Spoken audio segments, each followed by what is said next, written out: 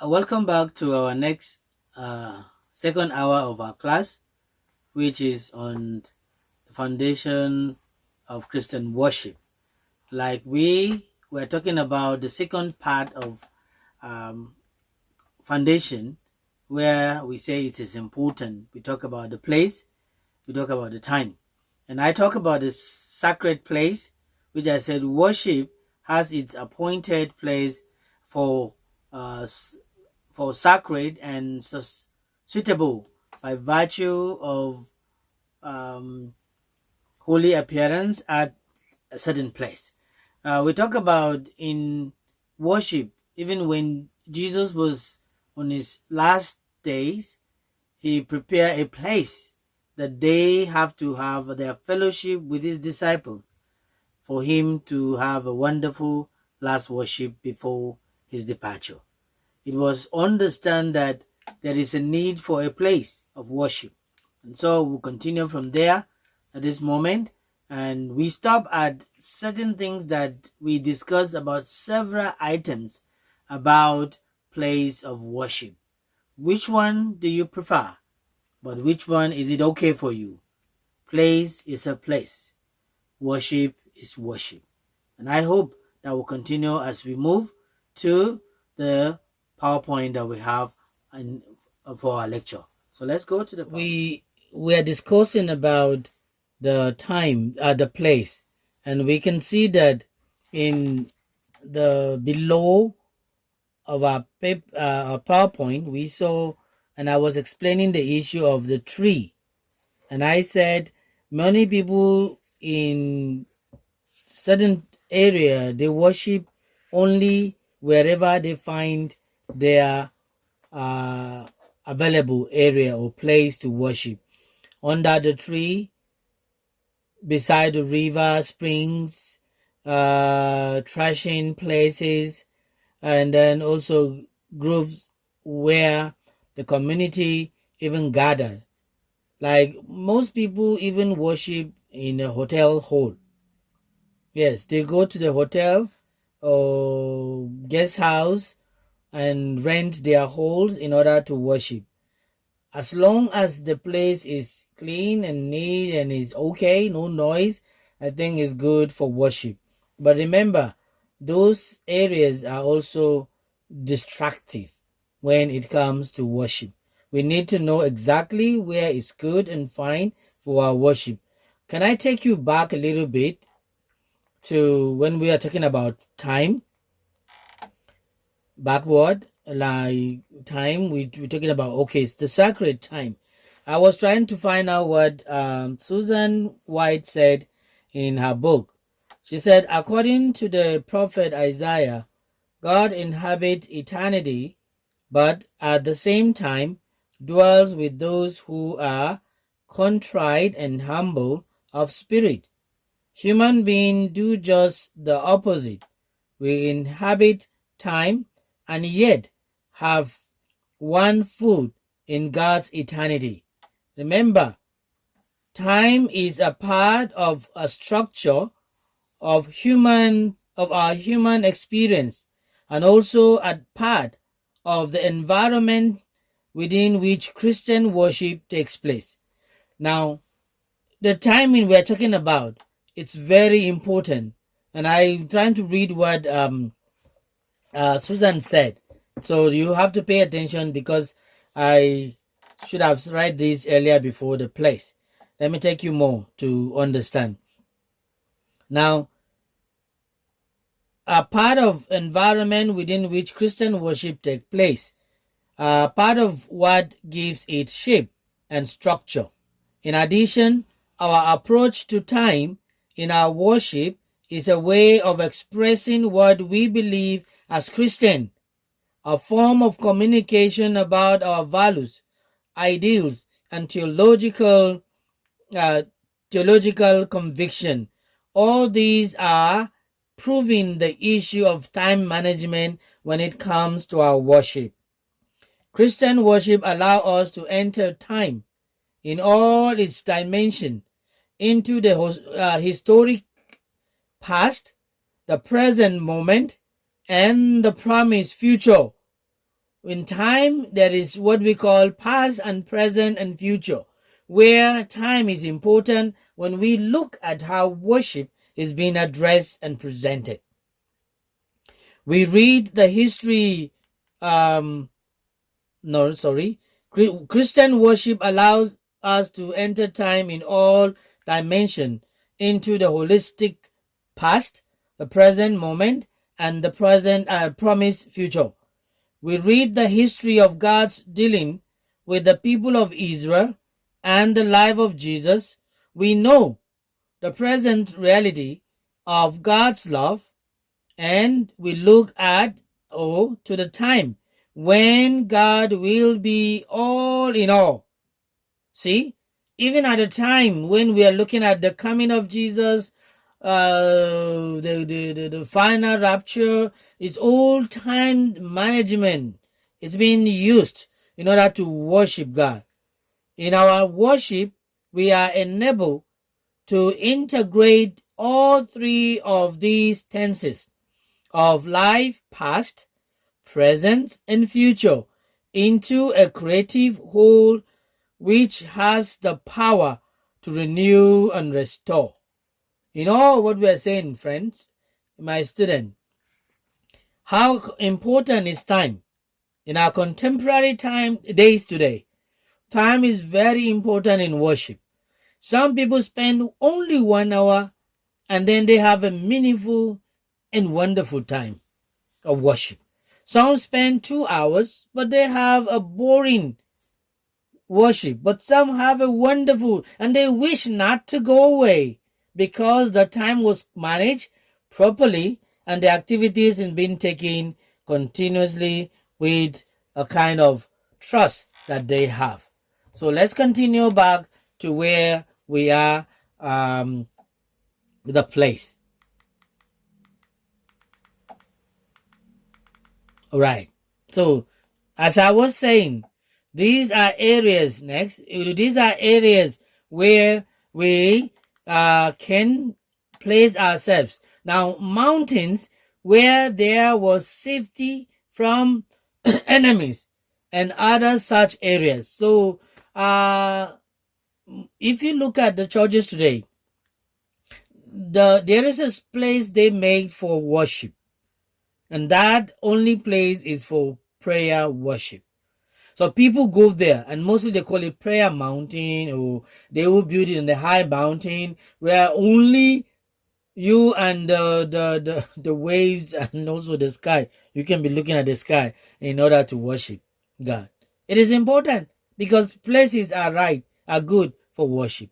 So let me say that mountains were of particular importance since they were understood to bring the worshipper into closer relationship with the heavenly realms. You see, the more you go higher on the mountain, we believe that people are going closer to the realms of heaven in order to have connection and relationship right with God. But it doesn't matter whether beneath, under the stone, in the sea, under the river, as long as there is worship, we can have access to God. Let me take you back to the story of Jonah when he was running away from God's mission. When he was thrown into the sea, he was swallowed by the fish. And inside the fish, Jonah prayed. And you know, that prayer we can say is a worship, because he worshiped God even in where? In the belly of the fish. You can take, for instance, the story of Daniel. Daniel also was thrown into the what? Den of lions. But he was not afraid. He worshipped God in truth and in spirit. And in that worship, he was able to vindicate himself by the power of God. Because like we said, there is power beyond whatever we see when worship is being ascribed to God.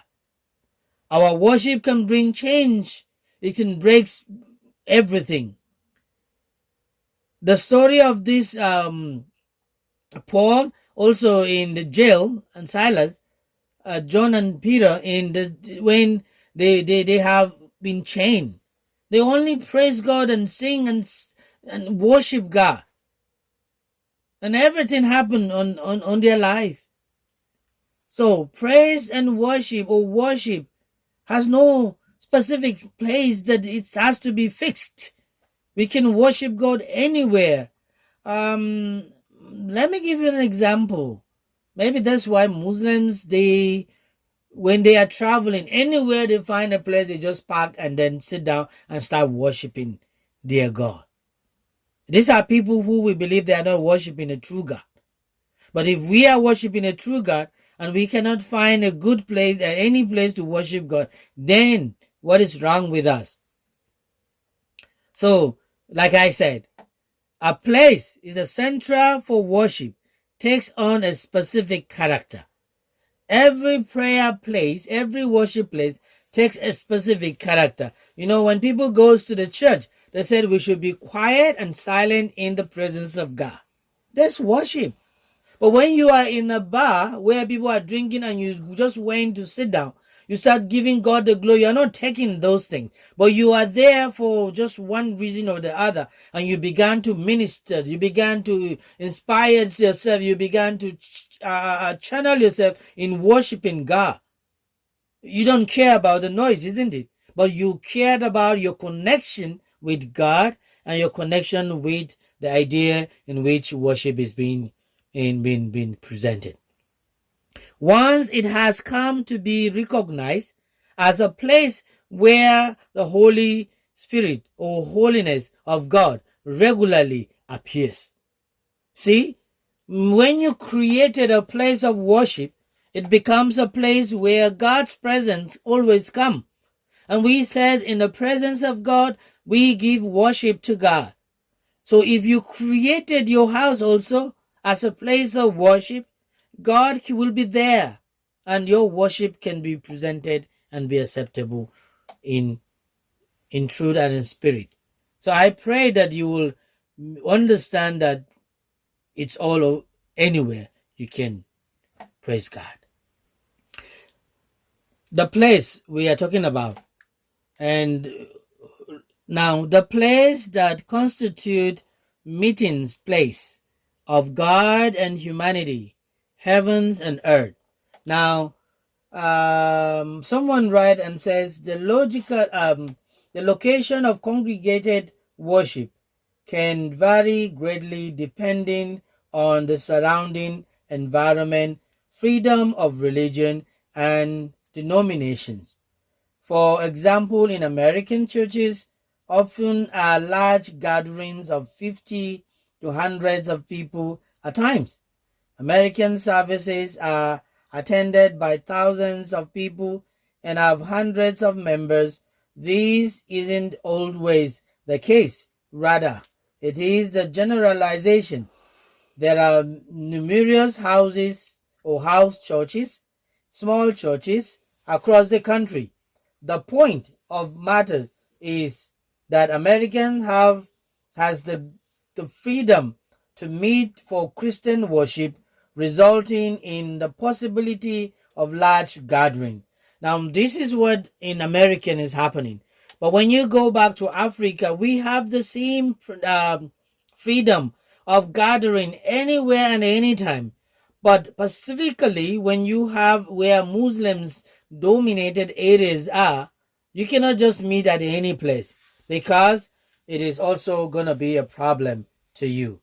But let me say that their contrast is within countries and nations that do not have freedom of religion, or where Christianity is restricted or monitored. Due to this, worship gatherings are either kept extremely small and underground or undercover, or are commonly non-existent.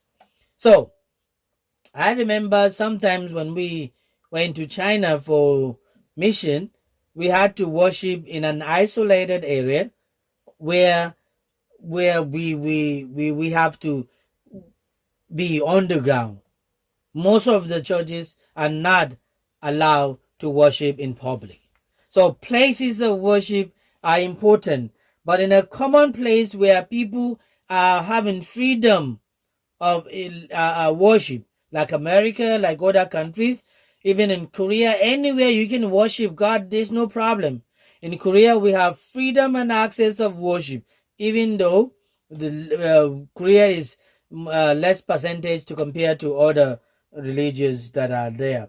Below, I will list description of some of the common worship gathers that see worldwide, if you wouldn't mind. But keeping in mind that the definition of church varies based on the context of the statement in each, based on the sentence it is used in.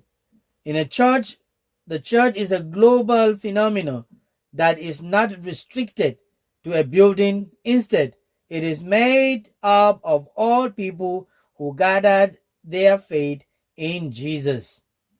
So mostly when you talk about worship, people think it's only the church that matters, that where we will worship God. No, the church is not the only place to worship, but anywhere we can worship God. The sanctity of such a place must be what? Preserved. Now, the reason why churches establishing it's important, or where you can have a rented building, even though it's a house, but you preserve it as a church, even though it's a shop, you can preserve it as a worship place. It is because we have to keep the what? The sanctity, the purity, the cleanliness, the holiness of that place, because we believe that where we are worshiping God is a holy place. Remember Moses when he saw the burning fire in the bush, he went and he heard a voice and says, "The place you are standing is a holy ground." So it has been made as a place of worshiping God, and that is where also you can worship God. So it doesn't matter where and exactly where you can do it. So we talk about conferences, hall, and other places, and then we have all things are going well according to the worship. We can worship God. Places are selected for worship for other reasons. What are other reasons apart from sanity, apart from holiness, apart from sacrificing, apart from purity, and also making it comfortable? What are other reasons that we can say our worship place is selected? So I want you to put that in your mind as your second task on this second hour. Like you can write, what are the reasons why certain places are required for or are set for worship? Why is it so important that we have to have a particular place in order to worship, which is more important? Now, if you have a place, like I can give you example of my first church after graduating for my bachelor degree. I was sent to a place where we don't have a place of worship, so we rented a shop, and that shop was meant for our worship. When the members are full in the church, we have to put a canopy outside the church at the front of the gate of the shop. But during the week time, because we are not there, people come there and sit down and smoke and drink and everything. So when we come in the morning, we have to clean up all the cigarette, all the things that are trash are meant for. Why? Because it is not secured by us completely, but it is because it is just a framework of where we have borrowed or rented in order to worship God. So worship is important when you have a consecrated place, a place where you can use it for the glory of God, a place where you can make it your own, a place where you can also what? Keep the sanity of it for the glory of God. Amen. Now, shrine. temples, mosques have been built to commemorate a particular experience of an individual leaders of the community. All these are meant for worship, okay, in collaboration with the time. When you have such kind of places, you need to work with your time, and that time must be utilized in order to have a meaningful worship, so that those who can use that place again can use it. But where you share a place, it doesn't keep the purity. But the place is not a problem. Our heart should be the problem when it comes to worship. So, if I said for me that a place is not a problem, it means what is the problem? The problem should be our heart and our minds being said as we worship God in truth. Established place of worship came to be a characteristic of major religions or religion today. Temples, mosques, and churches were erected at state's expense or through the beneficence of kings, merchants, bankers, or religious leaders. To say more and more and more, what is it that has to be with our own worship? Is it a place that matters, or is it our heart is important? Worship is a wide range avenue to give adoration, respect, and love to God. It is a matter of the heart rather than outward action. Worship isn't always identifiable by outward appearance. Instead, it is a personal act of the heart that can only be discerned by the person of God Himself. Worship can be expressed in all areas of life. In all areas of life. May I say to you that this is what worship is all about. We have spoken a lot about the foundations of Christian worship, and I actually a little bit open up an aspect of place and time in which we will know exactly the importance of worship.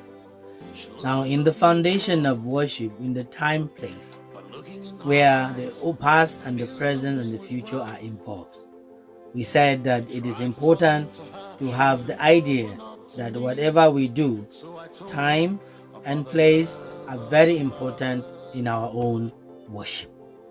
So we have talked a lot about time, and I try to and place, and I try to show you that time management connects us with the reality of our activities in the worship that we are involved in. Now, if we want to talk about it more, we can say that worship takes place at appointed season and place. When you talk about season, also is time.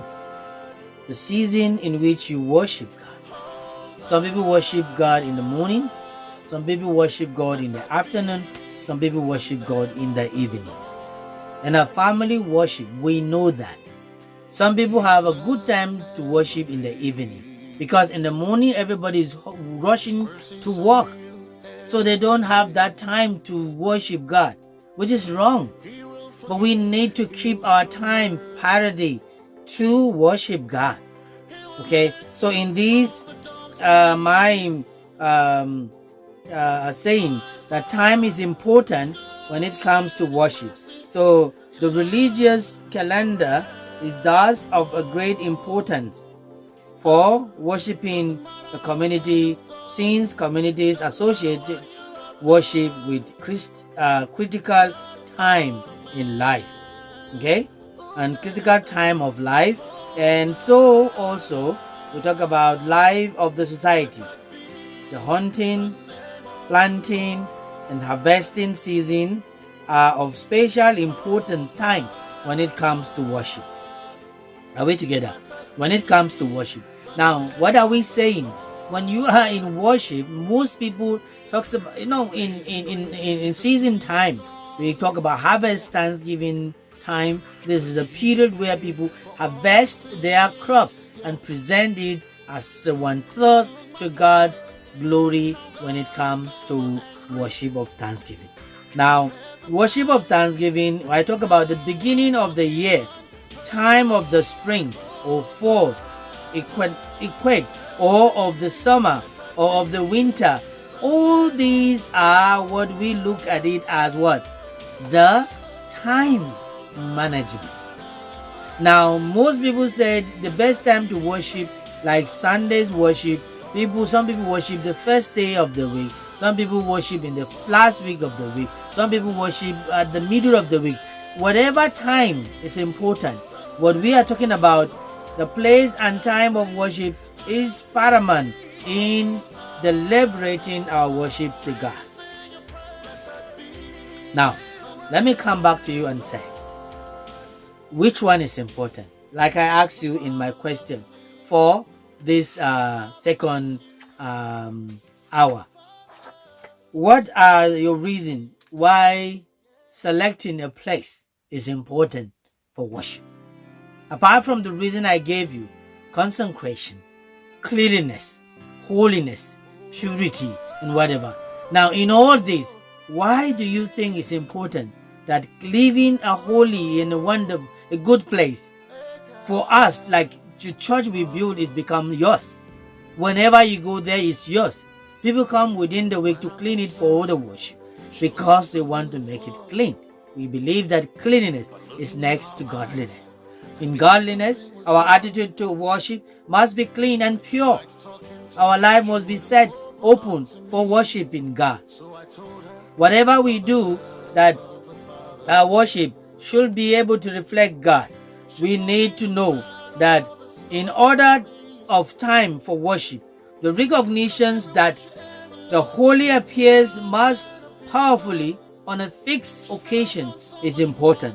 On a new year there, in many ancient society and in some contemporary communities, the act of worship is viewed as actually recreating a custom itself. You see, most people love to go back to their villages and have this worship in a Christmas time. I'm really missing Christmas when it comes to Christmas in Korea. Korea Christmas is just like a normal Sunday. But when you go back to Africa, in Nigeria precisely, in my village, Christmas is a very wonderful worship we do. It's specific. It's more, it's been said as really very wonderful, as if it was original time when Jesus was born. When it comes to Easter, the same thing in Africa. We celebrate the death and resurrection of Jesus Christ as if it's meaningful and also it's like wonderful moment for Allah. May I say to you, once again, my student, that time, place are paramount when it comes to worship. But remember, the main thing I said at least initially was our heart. Our heart matters a lot to God. That is what worship is all about. Thank you for listening and being part of this class. I hope to see you in the next week, which is the 8th week, as we continue to worship God in truth and in spirit. Thank you, and see you some other time.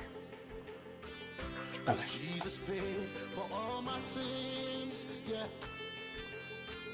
He took my place. Now God is no more angry. He paid the price. Now I'm forgiven.